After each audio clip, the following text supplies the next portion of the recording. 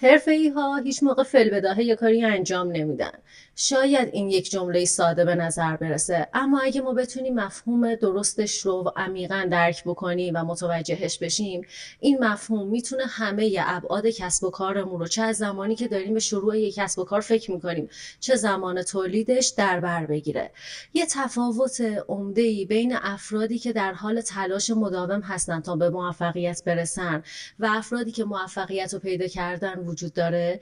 اون هم اینه که افرادی که موفق هستن در یک زمانهای مناسبی هزینه میکنن تا زمانشون رو نگه دارن، اما افرادی که فقط در حال تلاش کردن هستن تلاش میکنن که پولشون رو سیف کنن، نگه دارن و زمان زیادتری رو هزینه بکنن.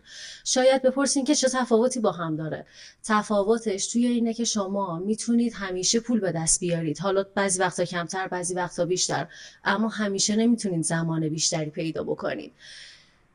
اینی که شما زمانتون رو کجا استفاده میکنید اهمیت خیلی زیادی داره.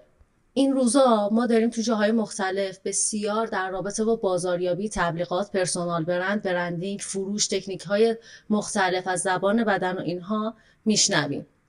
اما نمیدونیم که از کدوم باید استفاده کنیم، کجا باید استفاده کنیم، به کدوم سمت باید بریم.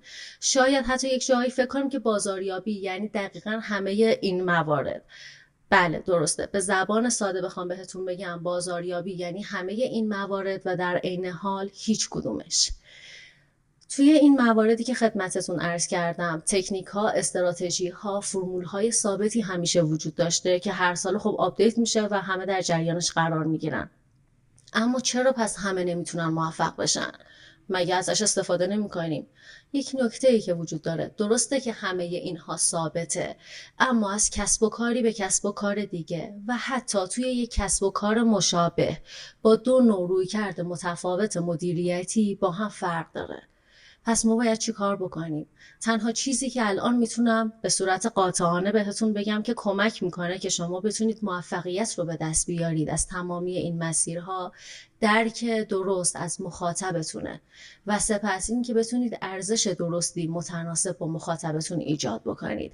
در سلسله ویدیوکست های ملاکی شویی که کنار هم دیگه هستیم، قراره به چالش های بازاریابی توی کسب و کارها و صنف‌های مختلف با هم بپردازیم.